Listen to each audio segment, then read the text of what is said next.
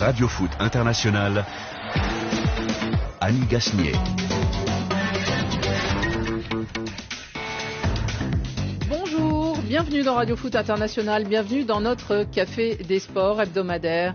Nos invités sont là et j'espère que vous êtes tous aussi derrière vos écrans pour nous regarder, puisque vous pouvez nous regarder, nous admirer sur le Facebook Live réalisé par notre équipe vidéo ici à RFI. Et vous pourrez nous regarder toute la semaine d'ailleurs, n'oubliez pas. Alors, invités dans ce studio, je vous les présente tout de suite, nos invités que vous pouvez voir pour certains. Il y a d'abord notre duo de duettistes, Rémi Ngono et Xavier Barré. Bonjour messieurs. Bonjour. Bonjour. Bonjour à tous. Quelque chose me dit qu'on va avoir l'occasion d'échanger aujourd'hui. Philippe se prépare déjà à faire l'arbitre et à calmer les esprits. Bonjour Philippe Doucet. Bonjour Madame Annie. Et puis il y a aussi alors un invité qui sera sans doute sollicité pour lui aussi temporiser dans ce débat qui des fois est un dialogue entre Abdel Malik Koudizé, notre confrère du Niger. Bonjour Abdel Malik. Bonjour Annie, bonjour à tous. Merci. Bonjour le Niger. Une spéciale aux Sahéliens qui vivent des moments assez durs ces derniers temps. Exactement, RFI en parle souvent et on pense évidemment à eux. Et puis quand même, il en faut un de chef. Alors on a invité le nôtre, leur réfé Alejandro Valente. Bonjour Alejandro. Bonjour. Un salut particulier aujourd'hui parce que évidemment on a des messages aussi sur notre page Facebook. À l'honneur aujourd'hui, Gildas Adebiyi, un auditeur du Bénin, qui nous dit merci pour l'effort quotidien que vous faites pour nous offrir cette émission sportive. Belle émission à vous. Et il y avait beaucoup d'autres messages dans la même tonalité sur la page de l'émission. On vous remercie tous. Dans les débats du jour, le retour des joueurs sur les pelouses d'Allemagne avec la reprise de la Bundesliga en phase retour de ce championnat où, aux surprises, le Bayern Munich n'est pas leader. Et oui, les ogres bavarois sont devancés par Leipzig et Mönchengladbach, étalonnés par Dortmund et Schalke. Que se passe-t-il en Bavière où sévit pourtant le meilleur buteur européen du moment, Robert Lewandowski, comme l'ont surnommé certains de nos confrères? La suprématie bavaroise sera-t-elle encore longtemps contestée cette saison? On se le demandera. Quique Setién, attendu comme le Messie au Camp Nou. Le nouvel entraîneur des Blaugrana dirigera son premier match dimanche soir. Quelle recette appliquera donc cet amoureux du jeu à la Johan Cruyff pour rendre le Barça spectaculaire? Baptême du feu face à Grenade. Et puis Chanekan, les défis du Cameroun, hôte des deux compétitions prochaines sur le continent, l'un dans moins de 3 mois, l'autre dans moins d'1 an. On se prépare pour l'un, on réorganise les éliminatoires pour l'autre. Vive le Cameroun, n'est-ce pas Rémi Ngono? Ça vous fait sourire. On aura l'occasion d'en parler, n'est-ce pas? Radio Foot, les débats sont ouverts. C'est terminé à la Red Bull Arena. Joli cadeau de Noël pour ses supporters. Leipzig passera les fêtes au chaud. Leipzig sera leader de Bundesliga début 2020 grâce à une excellente entame de saison.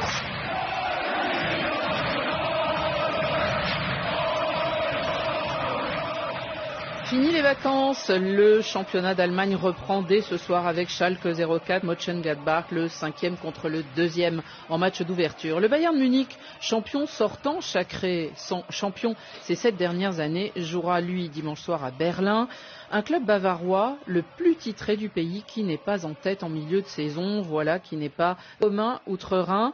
Le premier du classement est Leipzig, l'équipe qu'on se plaît à ne pas aimer en Allemagne, voire à détester, mais qualifiée en 8e de finale, où elle rencontrera Tottenham prochainement. Et cette équipe est suivie de Mönchengladbach. Est-ce que ces clubs sont logiquement installés aux commandes depuis quelques semaines, Xavier Barré? Oui, on sait qu'en Allemagne, c'est le Bayern qui est le club à battre, l'équipe à battre en permanence. Chaque année. Donc chaque année, voilà. Et ils le justifient d'ailleurs puisqu'ils sont presque champions chaque saison depuis 10 ans. À part Dortmund qui est venu les embêter un petit peu du temps de Jürgen Klopp, et ils empilent les titres. Donc du coup, quand le Bayern est un peu moins bien, et c'est le cas depuis 2 saisons. Déjà la saison dernière, ils ont eu du mal parce que c'était première saison de transition, mais il y avait encore Ribéry et Robben qui sont partis cet été. Et là, on a dans une deuxième saison de transition, eh bien, les autres en profitent. Mais on voit qu'il n'y a pas de véritable challenger. Ça a été Mönchengladbach qui a été leader pendant plusieurs semaines. Finalement, c'est le RB Leipzig qui vire en tête juste avant la trêve hivernale. Donc, on a 2-3 équipes comme ça qui sont en embuscade, prêtes à profiter de ce temps faible du Bayern et qui est conjugué Ferrarissime aussi avec un temps un peu moins performant de Dortmund, enfin un peu moins performant au niveau national parce que les deux clubs sont qualifiés pour les huitièmes de finale de la Ligue des Champions.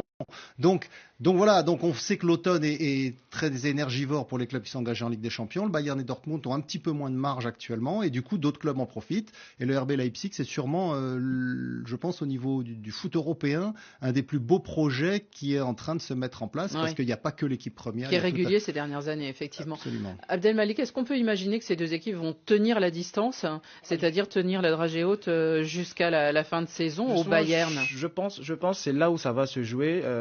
Javier vient d'évoquer la Ligue des Champions et je crois que le Bayern est mieux outillé en termes d'effectifs pour entamer la seconde phase de la saison. Le Bayern, c'est vrai, a beaucoup perdu de tout ce qu'on pouvait dire avant. On se rappelle le moment où on parlait du championnat du Bayern, même pas du championnat d'Allemagne, parce que le Bayern dominait tellement le championnat allemand, à tel point que 17 autres clubs se battaient pour les autres places. 16 autres, autant pour moi. Et ça fait que depuis cette saison... 18, alors voilà, c'est vraiment 17, pardon.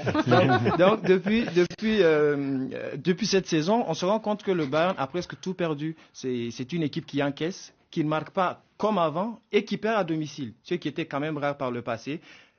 On se dit que la seconde partie de la saison permettra au Bayern de Munich de revenir. Alejandro Valente. Un des problèmes du Bayern, c'est qu'ils ont quand même pas beaucoup de blessés en ce moment. Donc, il y a Lewandowski qui se remet, Gnabry, Lucas Hernandez, Coman, il y a des suspendus, etc. Donc, ils commencent la saison avec quand même un certain handicap et face à quelqu'un qu'ils connaissent bien, puisqu'il y a Jürgen Klinsmann qui l'attend de pied ferme, le nouvel entraîneur avec le Hertha Berlin. Donc ce sera pas si simple que ça pour le Bayern, même si effectivement la saison européenne peut affaiblir certains de leurs adversaires comme Dortmund ou Leipzig qui vont y laisser des forces. Philippe, on parle de ce Leipzig qui est un beau projet. Effectivement, on connaît il y a le lien qu'il y a avec Salzbourg. C'est un peu l'antichambre de Leipzig. Est-ce que ça serait déjà l'année Leipzig ? Ça peut, parce que c'est une équipe, c'est pas une équipe exceptionnelle, ça marche pas sur le toit de l'Europe, mais c'est quand même une équipe de belle qualité qui joue un football intéressant. Je trouve le plus intéressant dans le projet, c'est le projet jeu. Il y a un projet de formation, il y a de structuration énorme de ces clubs, que ce soit Salzbourg ou Leipzig, qui sont pas toujours si cousins que ça d'ailleurs. Ils sont à la fois amis entre guillemets, mais ils se bouffent le nez quand même. D'ailleurs, et quand il y a un joueur, contrairement à ce qu'on raconte, quand il y a un joueur transféré de l'un à l'autre, Leipzig paye cher.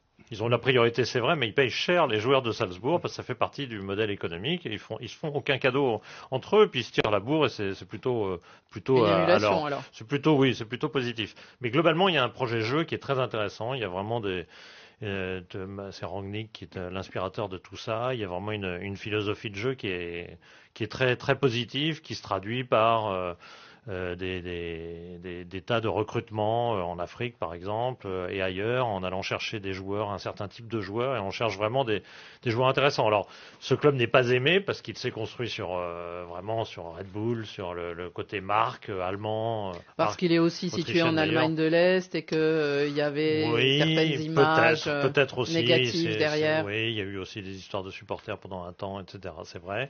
Mais en dehors de ce phénomène-là, c'est un club qui quand même petit à petit est rentré dans le paysage et qui aujourd'hui, même les Allemands qui ne l'aimaient pas au départ, considèrent qu'effectivement c'est quand même un projet intéressant. Rémi, cette année de Bundesliga, on parlait tout à l'heure d'année de transition ou peut-être seconde année de transition pour le Bayern. Est-ce que du coup c'est des années de transition qui ouvrent la porte à une nouvelle compétitivité du côté de la Bundes, ou vous pensez que cette deuxième partie, tout va rentrer dans l'ordre ? Tout ne peut pas rentrer dans l'ordre sur un coup de baguette magique comme ça, parce que tout au moins le Bayern a eu à se construire une ossature qui a été longtemps utilisée de telle sorte que à une certaine période, quand vous vous débarrassez quand même de vos couloirs qui étaient vos forces, à savoir que Riben et Ribéry, lorsque vous n'avez plus la possibilité d'avoir un Müller qui pouvait être véritablement ce qu'il pouvait être aujourd'hui et hier et ce qu'il n'est plus aujourd'hui, lorsque vous n'avez plus un Neuer qui était un véritable mur de Berlin et qui est devenu presque un demi-mur en carton, un mur de Munich. Non, ce n'est plus ça, ce n'est pas le gardien qui fait le plus d'arrêts aujourd'hui en Europe, le gardien qui fait le plus d'arrêts aujourd'hui, malheureusement, pour Xavier Barré, se trouve au niveau du Real Madrid, c'est-à-dire Thibaut Courtois. Donc aujourd'hui, quand on essaie qu'il est mal protégé par sa défense. Oui, mais c'est lui qui fait plus d'arrêts. On dit, j'ai dit, arrête. J'ai dit les arrêts. Donc aujourd'hui, ce Bayern-là peut sembler comme à l'époque où on a quand même aussi vu Klopp en avait profité pour remporter bien évidemment la Bundesliga avec Dortmund. Donc aujourd'hui, c'est l'année ou jamais. Leipzig est mieux et quand on me dit que, d'ailleurs, vous étiez en train de vanter tout de suite là Lewandowski comme étant le grand meilleur buteur européen. On va y venir. Je vais vous le prouver. Donc, c'est pour ça que je dis, aujourd'hui, ce n'est pas une équipe qui est véritablement aussi forte qu'inquiétante, qui peut inquiéter les adversaires, mais plutôt qui inquiète ses supporters, parce que le Bayern aujourd'hui ne rassure plus. Oui. Alejandro. Je suis un peu le fil de nos auditeurs sur Facebook Live et beaucoup se demandent, c'est très bien de parler de l'Allemagne, mais où est David Lortolari? David Lortolari, il sera là, non pas pour en parler avant, mais pour en parler après. Rendez-vous la semaine prochaine, ne vous inquiétez pas, David. Il vient de fêter son anniversaire. Ne nous a pas lâchés, oui. Et puis il doit être du côté de l'Allemagne pour regarder de plus près les matchs. Coucou donc à Madouri Ba qui nous posait cette question. Bon. C'est vrai que l'Allemagne, pour rebondir là-dessus, l'Allemagne n'est pas... Voilà, l'Allemagne ne passionne pas en Afrique, disons-le. Elle passionne pas dans beaucoup de parties du monde parce qu'elle n'est pas, elle n'a pas ce côté emballant et un peu parce que c'est moins spectaculaire, moins médiatisé, etc. Culturellement aussi, la langue fait que, il y a un certain nombre de critères. Mais mine de rien, c'est le deuxième championnat au monde sur le plan économique. Oui, c'est 3 milliards la Bundesliga, c'est plus que la Liga, c'est plus que la Serie A. On le sait avec des stades qui sont pleins. Le double de la Ligue 1. Surtout, ils sont pleins chaque année. Ils sont moins dépendants des droits télé que les autres championnats. Beaucoup moins dépendants des droits télé. Ils ont effectivement des stades très grands, économie. toujours pleins. Il y a Sadio Mané qui nous écrit pour nous dire Raymond Gono nous fait rigoler, mais c'est Moussa Sadio Mané. Alors ça va, si c'est un Moussa devant. Alors on va quand même parler de cette arme que nous on considère fatale, en tout cas les statistiques le diraient. L'arme fatale du Bayern Munich, c'est Robert Lewandowski, meilleur buteur, le plus prolifique de l'année 2019. Robert Lewandowski pour son 203e but. Lewandowski, et c'est somptueux, c'est une merveille. Incroyable, Robert Lewandowski. 5 Buden in nur 9 Minuten. Das ist Fußball. Das sage ich auch immer. Robert Lewandowski, pour ce qui est des chiffres, Rémi, vous aimez les chiffres, alors je vous en donne. Le Lewandowski, c'est parce qu'en 2019, si on parlait en année civile, il aurait pu être soulier d'or. Il a inscrit 48 buts, toutes compétitions confondues, 31 en Bundesliga, alors que Messi, qui a été soulier d'or sur la saison, en a marqué 34 en Liga, et 45 pour ce qui est de l'année. Mbappé est 3e avec 41 buts. Benzema, 35 buts, toujours toutes compétitions confondues. Votre cher Cristiano Ronaldo est un peu loin, mais on sait qu'il a été blessé. Il n'en a marqué que 25 et il est 15e. Est-ce que Robert Lewandowski, Rémi, c'est l'arme fatale du Bayern? Oui, il marque beaucoup de buts. Oui, il marque, mais est-ce qu'il marque pendant des matchs véritablement décisifs? Non. Et deuxième des choses, est-ce que Lewandowski, c'est un joueur qui a une certaine continuité dans la prestation? Non. Et c'est pour ça que je dis que d'ailleurs, lorsque vous prenez ces statistiques, prenez le début de la saison de Lewandowski, c'est-à-dire que 2019-2020, il est en chute parce qu'il a commencé très très fort, mais qu'est-ce qu'on voit en Europe? Il n'est même plus le meilleur. Il est à 19 buts, c'est-à-dire que Timo Werner de Leipzig est actuellement à 18 buts.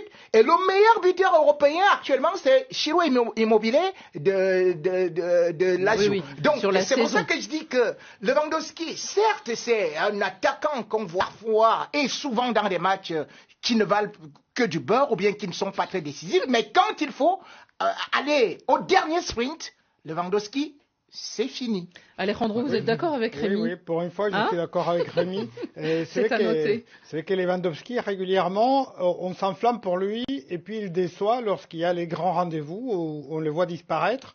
Puis c'est un joueur qui marque beaucoup de buts, mais parfois beaucoup de triplés ou des buts qui n'ont pas une incidence importante sur les résultats, puisque c'est souvent des matchs qui sont déjà joués. Donc un très bon buteur, mais je pense qu'on ne peut pas les comparer aux autres. Xavier Barret, quand même, si je vous dis, si je vous parle de ce joueur Lewandowski, ce que je vous dis, 51, 52, 55, 57, 60. C'est son fameux quintuplé qui est le quintuplé le plus concentré du monde. Je crois que c'est son nombre de buts par an. Le plus rapide. Je crois que c'était contre Wolfsburg. Wolfsburg, qu'il a marqué, exactement. Il y a quoi, 22 septembre 2015. Ouais, il y a longtemps déjà. Ouais. Mais alors, je veux bien qu'on soit un peu exigeant avec Lewandowski, mais bon, quand on voit la constance qu'il a en Bundesliga, il faut pas oublier que quand il est arrivé en 2010, il était à Dortmund d'abord. Il est champion 2 années de suite avec Dortmund. Ils aiment bien acheter les bons joueurs de Dortmund. Ensuite, il va partir une année plus tard. Guardiola le fait venir au Bayern. En fait, il était déjà préempté par le Bayern. Et donc, il enchaîne avec le Bayern. Donc, il a quand même une réussite à ce niveau-là assez incroyable.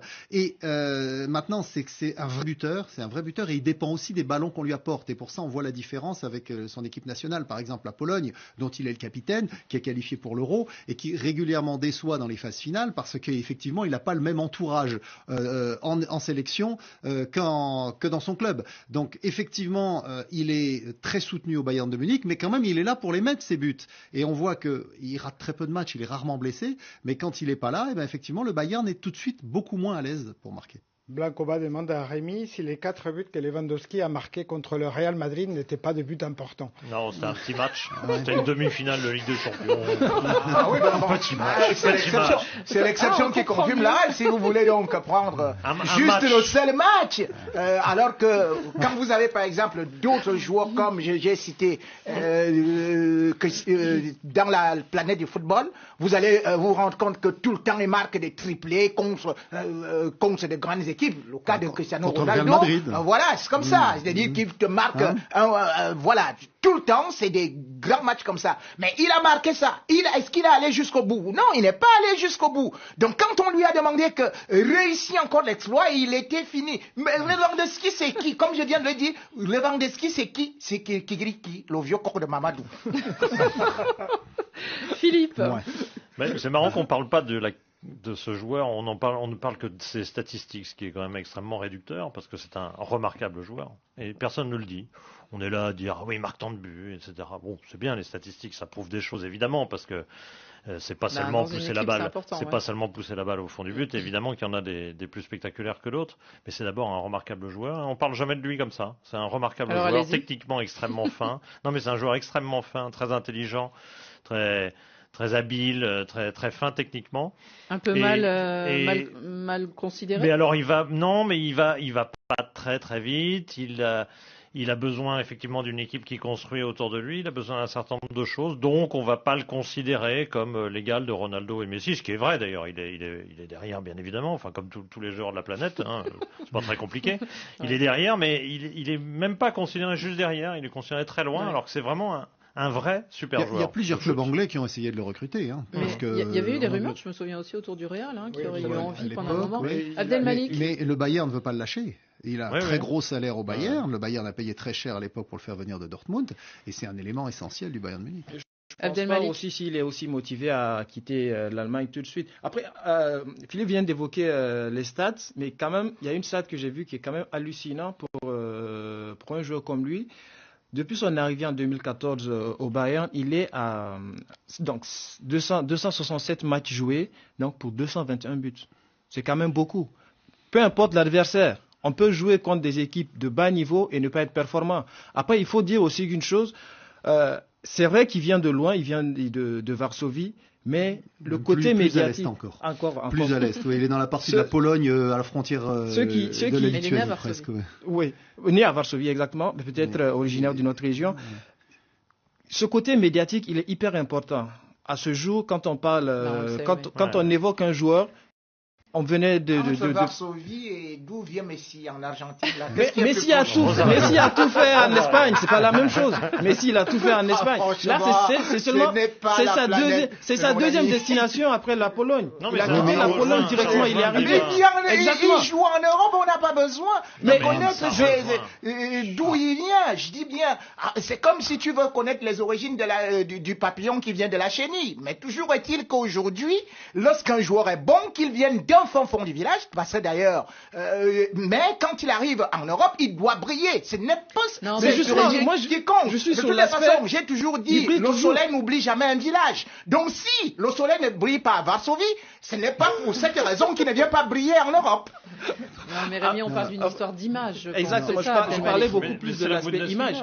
On en parlait tout à l'heure. C'est la Bundesliga qui, en termes d'image, est très loin de la Liga et autres. C'est pour ça que Lewandowski est loin aussi. Lors de la dernière cérémonie du Ballon d'Or, on a pu un peu apercevoir sa personnalité timide, mais entre guillemets gentil, parce qu'il s'est prêté par exemple à prendre des photos tranquillement avec d'autres joueurs, alors que pour son niveau quand même, c'est un joueur pour moi sous-coté.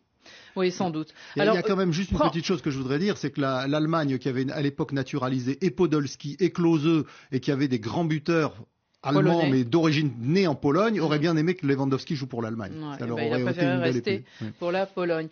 Alors, est-ce que un buteur venu encore plus au nord, encore plus du froid, où ça brille moins côté soleil, va-t-il faire de l'ombre à ce buteur? Eh bien, c'est un nouveau joueur qui s'appelle Erling Haaland. Alors, nouveau joueur dans le championnat allemand, mais on en a parlé déjà. Il a marqué 25 buts avec Salzbourg. Salzbourg éliminé de la Ligue des Champions et du coup, eh bien, il vient d'être acheté. Il vient d'être acheté par le BVB. Et justement, eh bien, écoutons son entraîneur Lucien Favre évoquer ce joueur et surtout dire que bon, il ne faut pas quand même confondre vitesse et précipitation. Il ne jouera sûrement pas tout le match ce week-end. Erling Haaland ne s'est pas entraîné depuis le 10 décembre et donc très peu le mois dernier. Il est arrivé à Dortmund mais il n'a pas encore pu faire grand-chose avec nous. Il ne s'est entraîné que 3 fois, ça n'est pas grand-chose. Il a besoin d'un peu de temps, c'est évident. Voilà, il faut attendre un petit peu. C'est plus prudent, Philippe, de lancer un joueur en lui donnant un petit peu le temps de prendre ses marques, parce que Haaland, il était donc à Salzbourg. Salzbourg, c'est le championnat autrichien. C'est une autre. Il sera pas resté longtemps en plus, parce qu'il venait d'arriver de Norvège et là très vite catapulté. C'est surtout ses performances en Ligue des Champions qui ont réveillé l'ambition des clubs. Et là, en Ligue des Champions, il a aussi marqué des quintuplés. Et là, contre des équipes autrement plus relevées, effectivement, que les équipes autrichiennes. Il n'a que 19 ans, mais si vous voulez, ce qui n'est pas forcément un critère. Mbappé à 20 ans, mais il était déjà à 17 ans plus avancé que ne l'est Haaland aujourd'hui, je pense. C'est-à-dire qu'Haaland me paraît encore un peu jeune dans son jeu, un peu, même s'il est très grand, il a plein de qualités physiques, etc.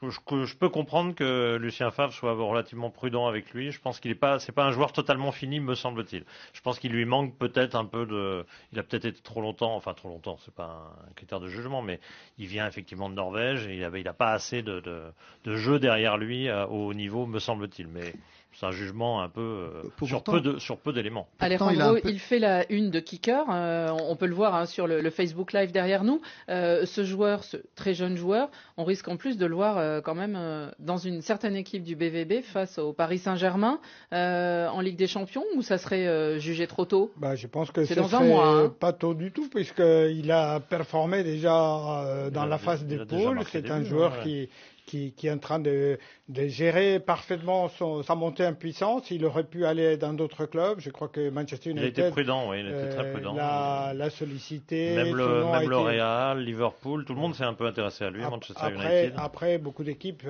s'intéressent systématiquement aux joueurs et une fois qu'ils ont étudié le profil, ne donnent pas suite. Mais là, je pense que c'est un bon choix. Dortmund peut être une bonne étape pour lui. Et je pense qu'il va croiser la route du PSG, oui. Xavier, le bon choix, peut-être aussi, c'est cet entraîneur, Lucien Favre, qui est quand même un personnage. On l'a vu, nous, en France, pendant 2 ou 3 saisons à Nice et tout. Quand il a des bons joueurs, et pas toujours en plus, on se souvient avec Balotelli, c'était pas simple, mais par exemple avec Ben Arfa et tout, il arrive à les mettre au bon endroit, au bon moment et à les faire progresser. Oui, il a une vraie philosophie de jeu, de vraie conviction. Il arrive effectivement à bien travailler avec les joueurs dont il dispose. Et quand on regarde ce dont il dispose à Dortmund, on s'aperçoit clairement qu'il manque en fait un avant-centre. Alors il n'y a pas quoi Alcacer, mais c'est un avant-centre qui est pas toujours titulaire, qui est pas tout à fait intégré au système de jeu de Dortmund, même s'il marque quand même pas mal. Sinon, il y a Mario Götze qui reste une énigme et qui n'a plus l'occasion de briller depuis la finale de la Coupe du Monde 2014. D'ailleurs, le Bayern l'avait renvoyé à Dortmund et il a presque disparu des radars. En tout cas, il est plus en sélection. Donc du coup, il manque un vrai buteur, un vrai avant-centre, alors qu'ils ont autour une belle escouade offensive avec le jeune Sancho, l'anglais, avec Marco Reus, le capitaine qu'on voit d'ailleurs sur les écrans dans le studio. Marco Reus, oui. Il y a de Julian Brandt qui est venu de Leverkusen, Torgen Hazard, le frère de Eden. Il y a de très bons joueurs dans cette équipe, mais il y avait au poste d'avant-centre, on pouvait peut-être trouver mieux. Donc a priori, il est vraiment entouré pour réussir dans ce club. Au bon endroit, au bon moment. Il y a un message d'Antoine Kwame Conan qui dit qu'il a une course urgente à faire et qu'il va devoir nous quitter et qu'il attend le proverbe de Rémi là tout de suite. Mais il y en a eu des proverbes de Rémi déjà, il l'a loupé, il n'a pas été attentif notre auditeur. Ouais, mais là sur un Norvégien, je sais pas ce que Rémi va pouvoir sortir. Ça va pas être facile.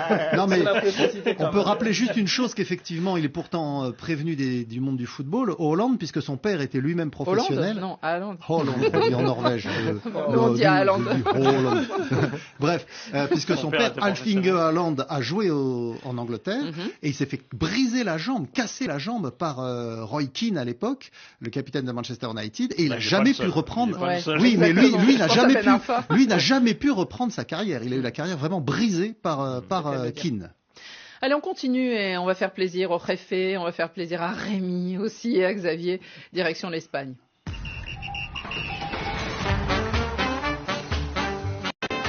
Quique Setién, el nuevo entrenador del Fútbol Club Barcelona, es un enamorado y un gran aficionado al juego del ajedrez, pero... Si vous faites dame maintenant, il vous attaque immédiatement avec le fou en C1. C'est la fin. Et vous ripostez avec le cavalier. Énorme exploit. Mais entre-temps, il ira menacer votre tour en D7 avec son pion libre. Grand match pour Quique Setién et pour le Betis Séville. Et même si vous faites échec avec le cavalier, vous êtes perdu et battu en 9 ou 10 coups. C'est un succès mérité. Et oui, c'est un joueur d'échecs et il fera ses premiers pas, non pas sur un échiquier, même si cette année les drapeaux sont à damier du côté du Barça, mais il fera ses premiers pas au Camp Nou dimanche soir lors de Barça-Grenade, le premier de la Liga contre le 10e.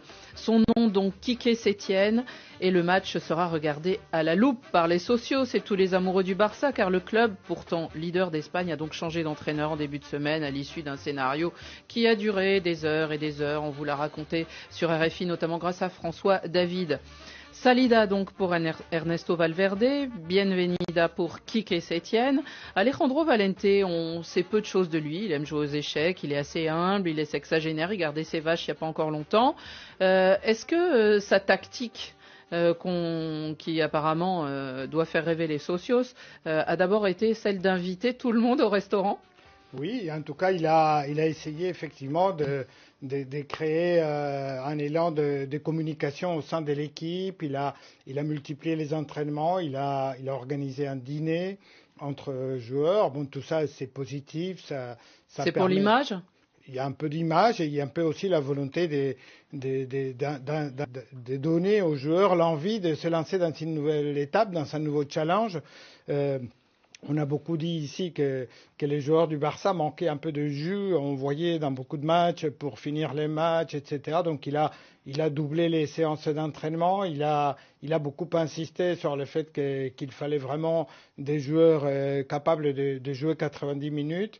Après, on l'attend surtout sur le terrain, sur le jeu. On sait que c'était le problème avec Valverde qui n'avait pas l'air de continuer à croire à la possibilité de faire le jeu classique du Barça avec les joueurs qu'il avait. Quique Setién est venu justement pour ça, pour faire jouer le Barça selon son ADN, mais aussi pour le faire gagner. Donc on va voir. Xavier Barré, à quelle tactique nouvelle on peut s'attendre de la part de Setién, étant donné qu'en plus on sait qu'il n'aura plus son numéro 9 qui est Luis Suarez, qui ne reviendra plus disons jusqu'à la fin de saison. Est-ce qu'il va faire des choix forts dès le premier match selon vous? Est-ce que ça risque de... Le Mundo Deportivo donnait un 11 aujourd'hui, celui qu'il avait imaginé. Est-ce que c'est crédible ces nouveaux choix ou pas? C'est-à-dire que ce que tout le monde attend, c'est qu'il joue avec 4 attaquants en gros. 4 fantastiques? Voilà, 4 fantastiques comme d'autres. Je croyais que c'était que au PSG. Donc le seul problème, c'est que avec un Barça qui effectivement a une attaque avec deux personnes incontournables, à savoir Messi, et Suarez qui est blessé actuellement, mais Messi qui défend peu, c'est très risqué effectivement de ne jouer qu'avec seulement 2 milieux de terrain. Donc est-ce qu'il va lui prendre le risque pour ce premier match contre Grenade de composer une forme plus offensive, alors que depuis au moins 1 an et demi, si ce n'est plus, Valverde lui a jugé indispensable de jouer avec 3 milieux de terrain plutôt récupérateurs, relanceurs, en général Busquets, Rakitic, et puis maintenant il y a le néerlandais De Jong, mais qui est blessé. Là en l'occurrence il est suspendu, pardon. Oui, mais donc il y a pléthore de façon de milieu de terrain. Il y a Arturo Vidal qui est souvent utilisé, mais plus comme remplaçant. Donc il y a des possibilités, mais est-ce qu'on peut réduire le milieu de terrain à deux authentiques milieux et passer à 4 attaquants? Moi je suis assez sceptique. Je vois pas comment Quique Sétienne va. Comment? Messi n'est pas attaquant. Ah bah si, Messi c'est un attaquant. Mais c'est compliqué. Messi c'est un véritable attaquant. Il fait aussi il attaque surtout. Non, mais voilà. Est-ce que vous pouvez jouer avec seulement 2 véritables récupérateurs relanceurs ou est-ce qu'il en faut 3? C'est, je pense, la principale question à laquelle Quique Sétienne va devoir répondre dans ses choix. Je pense que c'est plus qu'une question de système, parce qu'on résout toujours ça dans des systèmes, alors que c'est pas toujours la clé. Je pense que c'est plutôt sur la qualité de jeu qu'il va être attendu. On avait vu avec Valverde, pour des raisons qu'on peut comprendre, pragmatiques, mais que visiblement n'étaient pas comprises par le public, il pouvait jouer en 4-4-2 parfois, l'an dernier notamment, quand Dembélé était blessé, c'est-à-dire toutes les semaines. Il jouait en 4-4-2 avec Suarez, Messi, oui, comme d'habitude. Et puis il n'y avait pas Griezmann, il n'y avait pas Fati, il n'y avait pas tout ça à l'époque. Et puis il jouait en 4-4-2, et puis il jouait souvent en contre, en possédant moins la balle, et du coup ça agaçait le public. C'était finalement une solution assez pragmatique. Qui a amené des titres, parce que mine de rien, Valverde a été en tête du championnat pendant 2 ans et demi. Il n'a jamais été deuxième en 2 ans et demi, mais ça agaçait le public. Donc il va être attendu sur la qualité de jeu. Et Quique Sétienne, moi j'ai beaucoup aimé son Betis, qui n'était pas un modèle d'efficacité, mais en termes de jeu, qui était très agréable à avoir joué. Je pense que c'est ça qu'il peut ramener. Il peut très bien le ramener avec 3 milieux. Je veux dire, il n'y a pas besoin de... C'est pas en empilant des attaquants qu'on joue bien au foot. Ça se saurait. Rémi, sinon, tout le monde le ferait. Vous attendez un Barça qui va être plus fort que le Real? J'attendais un mea culpa de Xavier Barré et Philippe Doucet, parce que ici, nous étions vendredi. Vendredi, voilà les 2 hommes qui, devant les téléspectateurs, juraient la main au ciel et aboyaient qu'ils ne voient pas comment est-ce que le Barça allait changer d'entraîneur à cause de la Super Coupe du Roi. Nous avons pris des paris, les bons messieurs viennent s'asseoir en veste et ils commencent à parler de Sétienne. Mais attends, j'ai fini. Avant que tu finisses, on sait ce que tu vas dire. Déjà que le nom Sétienne, c'est le 7e choix, puisqu'on voulait tantôt Xavi, on voulait tel, et puis on vous prend un papier de... Attendez, c'est quelqu'un qui, comme si moi, on me remettait à l'école primaire. Mais quand on a dit un certain âge, c'est 62 ans. Quel est son bilan? 61. Bon, enlevez 1. Oui, ça fait 60. Quel est son bilan? Non. Aujourd'hui, on me parle du nouveau. C'est pas sur son palmarès. On me parle du nouveau. Quel style de jeu? On ne peut pas parler de style de jeu. Je vais vous dire juste, Annie. S'il faut parler de style de jeu, il faut regarder ce qu'il a comme effectif. Est-ce que la qualité de l'effectif du Barça peut répondre encore à ce jeu de possession? Non. Il y a un proverbe africain qui dit « L'oiseau ne chante que comme lui autorise la forme de son bec ». Philippe, vous vouliez poser une question, non? C'est n'importe quoi. Évidemment que l'effectif du Barça peut jouer. Rémi se moque à peu de frais. Oui. La question qui était posée à l'époque, c'était est-ce que la Super Coupe va faire virer Valverde? C'est pas la Super Coupe qui a fait virer Valverde. C'est quoi alors? Il n'y a pas eu match après? Non, mais d'habitude la Super Coupe est en août. Tu l'as remarqué, Rémi, ou pas? Quelle mauvaise foi. Je ne sais pas. Mais non, mais c'est toi qui es une mauvaise foi. Quel entraîneur dans l'histoire du foot a été viré à cause d'une super coupe? Mais quel entraîneur au monde a été viré sur la super coupe? Fait contaminer. Merde. Toute la bergerie. Là, c'est en janvier. C'est le prétexte. Ça vient de parler. Qu'est-ce que tu as fait à ce monsieur Philippe Doucet? Qu'est-ce que tu as pris pour être dans cette épidémie des habitués? Je suis habitué à avoir des gens comme ça. Qui raisonnent de façon aussi imprévue. C'est parfois déroutant, c'est vrai. Il dit quel entraîneur? Mais un entraîneur il dit quel entraîneur? Valverde n'a pas été viré parce qu'il a perdu la Super Coupe, évidemment que non. Il a viré parce qu'il a gagné. Mais non, il a viré parce qu'on est en janvier, ça fait 6 mois que ça dure. Alejandro, juste pour terminer, qu'est-ce qu'on peut imaginer comme tactique nouvelle pour séduire les socios de la part de Quique Setién? Apparemment, c'est pas possible. Ngono a décidé que l'effectif du Barça ne permettait pas de bien jouer au football. C'est extraordinaire. Est-ce qu'on peut, Alejandro? C'est merveilleux. On entend des bêtises, mais alors là, on atteint un sommet. Mais c'est énorme. L'idée, c'est récupérer certains basiques de Barcelone, par exemple la pression haute. On sait que Valverde avait trop peur de perdre loin dans la surface adverse. Donc du coup, il demandait à Busquets de rester collé à ses défenseurs centraux. Tout ça créait un Barça qui était parfois coupé en deux. Je pense que c'est surtout dans cette attitude, dans cette volonté de récupérer certaines des bases du Barça qu'on va voir la patte Setién. Guardiola, alors. À défaut. Il est peut-être pas libre. Peut-être. Allez, on continue. Un petit tour par l'Afrique.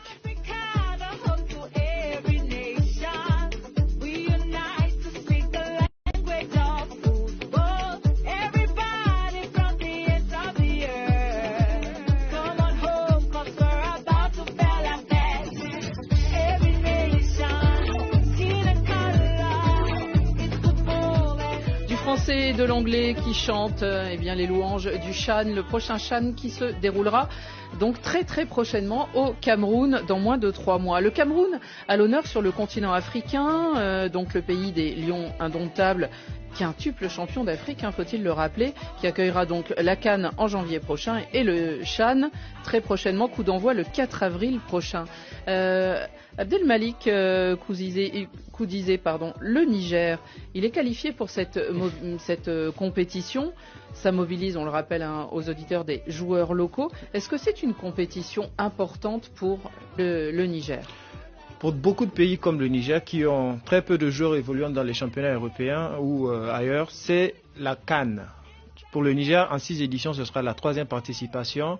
Et le Chan, oui. Et le Chan a toujours été l'élément précurseur, ça a été la préparation d'une génération. On se rappelle du premier Chan en 2011, dont l'Ossature a composé la future équipe qui s'est qualifiée pour la première fois à la CAN en 2012 au Gabon et en Guinée équatoriale. Et c'est le cas pour beaucoup de pays. Et d'ailleurs, c'est sinon l'idée originale de la Confédération africaine, comparée à tas de décisions qui ont sémé la discorde. Le Chan est, je crois, le seul ou l'un des seuls à être apprécié par tous, puisque ça permet non seulement de retenir les joueurs sur le continent africain, mais aux joueurs évoluant dans leur pays d'être compétitifs. Même si le format a changé au fil des ans, il y a eu des années où le Chan permettait à des joueurs évoluant sur le continent, mais même s'ils n'évoluant pas dans leur pays, de pouvoir disputer la compétition. Au fil du temps, ça a évolué. En bon ou en mal, je ne sais pas, mais là actuellement, il faut jouer dans son pays pour pouvoir disputer le Chan. Un pays comme le Niger et comme je dis beaucoup de pays, c'est un véritable avantage puisque c'est une vitrine de l'équipe nationale. Exactement. Pour le Niger, c'est pratiquement 70% des joueurs de l'équipe nationale qui se retrouvent dans cette équipe. En gros, ça permet de préparer une équipe d'avenir.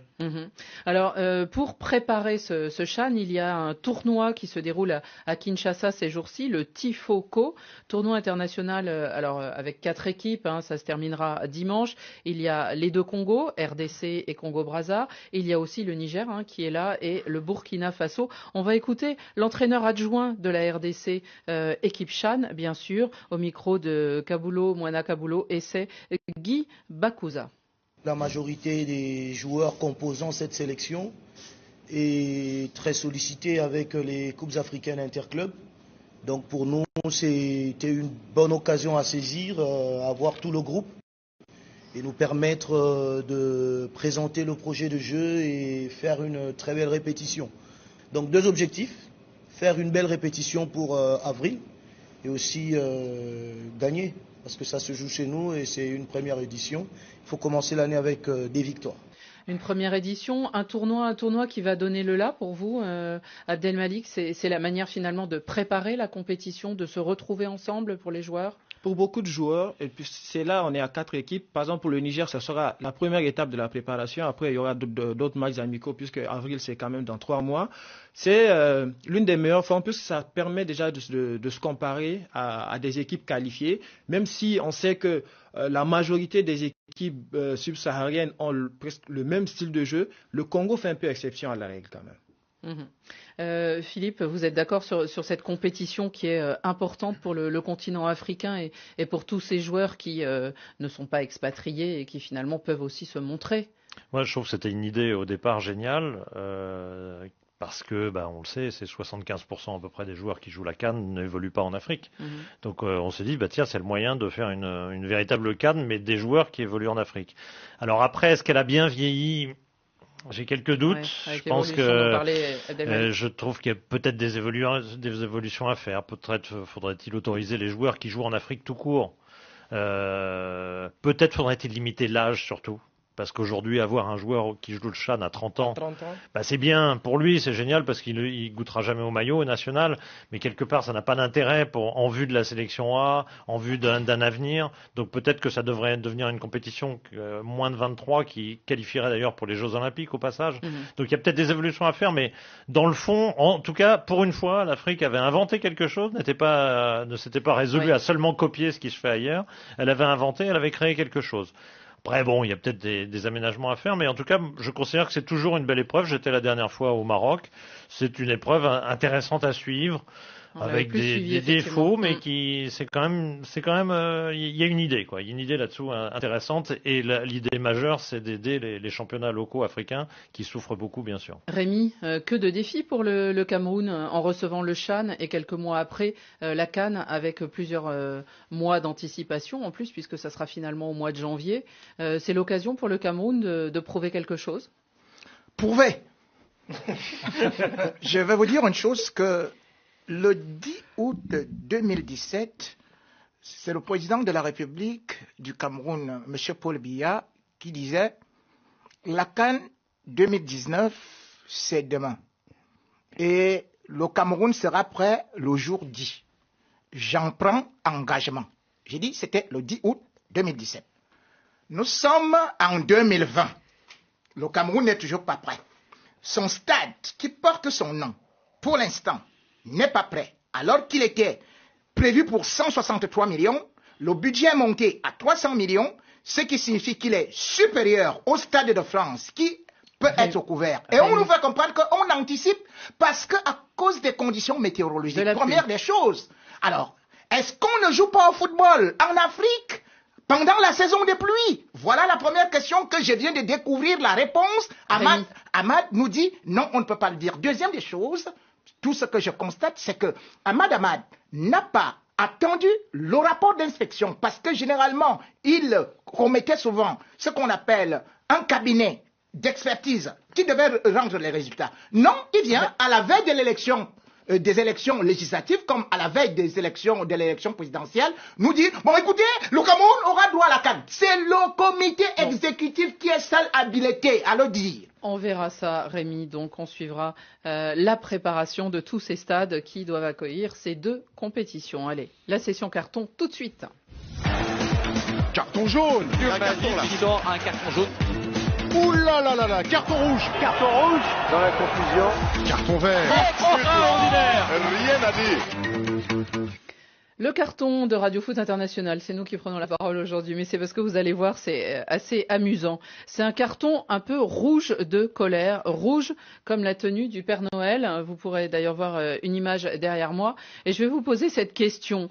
Le 21 décembre, lors du dernier match de l'année 2019 dans le stade de Nice, les jeunes enfants qui accompagnent les joueurs, vous le savez, c'est la tradition, ils les tiennent par la main, eh bien ils avaient tous des bonnets de Noël, de Père Noël. C'était Nice-Toulouse. Alors Alors pour vous, Philippe, est-ce que c'est mignon, festif? Est-ce que c'est l'esprit de Noël? Ou réponse numéro 2, est-ce que c'est scandaleux? Est-ce que l'OGC Nice mérite une amende de 2 000 € avec sursis? Et si on répond 2, on a gagné sa place pour la commission de discipline. Exactement. de la LFP. Ouais. Oui, c'est navrant. Il y a beaucoup de textes. Il n'y a pas d'esprit de Noël à la LFP, c'est ça? Je trouve qu'en France, globalement, il faudrait qu'on arrête d'écrire trop de textes parce qu'après, on est obligé de les appliquer. Et quand on les applique, on devient très très con. Demain, après-demain, il y a un joueur de Rouen qui est suspendu aussi parce qu'il avait enlevé son maillot pour montrer le maillot du pauvre joueur qui est mort à Guingamp. Le joueur de Guingamp qui est mort dans un accident de voiture et le joueur sera suspendu à cause de ce carton jaune. C'est pareil, il faut arrêter d'écrire des textes, il faut laisser un peu d'humanité. Malheureusement, il n'y en a plus dans le sport comme ailleurs. Allez, quel est votre carton, Philippe Doucet? Alors, c'est un carton vert à la CAF, pour une fois, parce que oui, ça enfin, vous êtes assis à côté en 2 mois, arriver à trouver une date pour la CHAN et pour la CAN, je trouve ça merveilleux. C'est-à-dire que tout d'un coup, enfin, ces deux compétitions ont une date. Et je précise que c'est pour le CHAN 2020 et la CAN 2021. Parce qu'on pourrait croire que quand on trouve une date en 2020, c'est pour la compétition de 2024 et 2025. Non, pas du tout. C'est là pour demain. Enfin, le CHAN a une date et enfin la CAN a une date. Non, c'est l'esprit de Rémi qui a transité d'un siège à l'autre. J'ai bien compris. Ils peuvent en changer. Mais bon. Abdelmalik, coup d'idée, vous avez un carton? Je crois que c'était 2, ça allait prendre une couleur plus foncée pour la CAF, mais il y a une spéciale qui vient du Niger. On a un carton jaune, on n'a pas que le rouge. Ouais, mais il y a un carton vert spécial à Nigasnier qui vient de Ali Barça, donc ça vient du Niger. C'est un carton vert pour Radio Foot et particulièrement à Nigasnier. Merci. Et parce qu'on vous a invité en plus. Carton de charme. J'aurais pu donner un carton rouge aux actionnaires de l'OM et de Bordeaux, qui sont des clubs dont on ne sait pas exactement quel est le projet. On a vraiment du mal à suivre. Ces investisseurs américains qui sont venus soi-disant pour la beauté du sport et qui en fait sont surtout venus pour faire de l'argent. Donc du coup, par contre-coup, je vais donner un carton vert aux familles, aux Français, aux patrons français qui continuent d'investir dans le football. On sait qu'on gagne pas d'argent dans le football.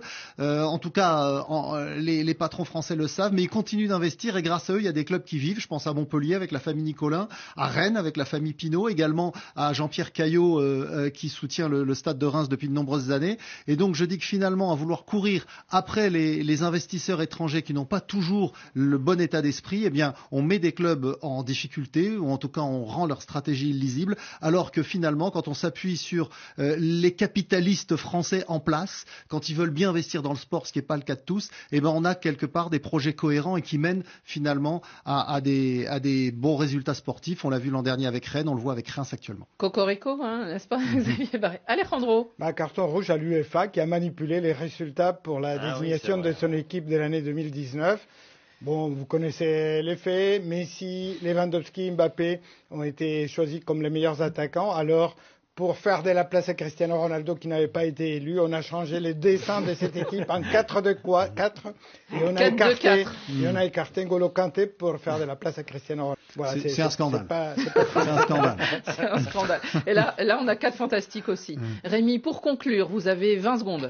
Blaise Pascal Ngoubé, de ma page Facebook Rémi Ngon officiel, donne un carton vert au jeune ministre des Sports du Bénin, M. Oswald Omeki.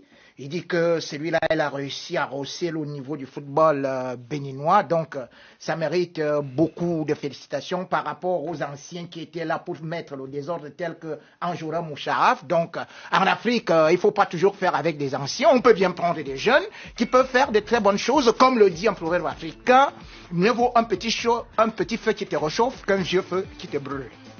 Merci beaucoup Rémi. On termine avec un proverbe africain de Rémi Ngono. Et c'est la fin de ce Radio Foot International. On parlera aussi foot africain. Ça sera dimanche sur RFI dans l'émission d'Alain Foka. Ne manquez pas cette émission. Merci à Romain Ferré, Souel Kedir qui était à la réalisation. Merci aussi au maestro Salerno. Merci à David Finzel et Pierre Guérin. Et à lundi.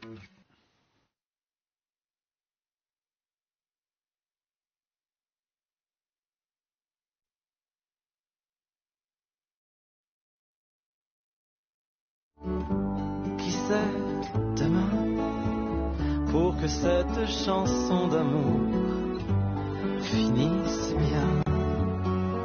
Bonjour, je suis la dame brune. J'ai cette dame brune, je t'ai trouvé. Fais-moi place au creux de ton lit, je serai bien au chaud, bien à l'abri contre tes reins. La la la la la la la.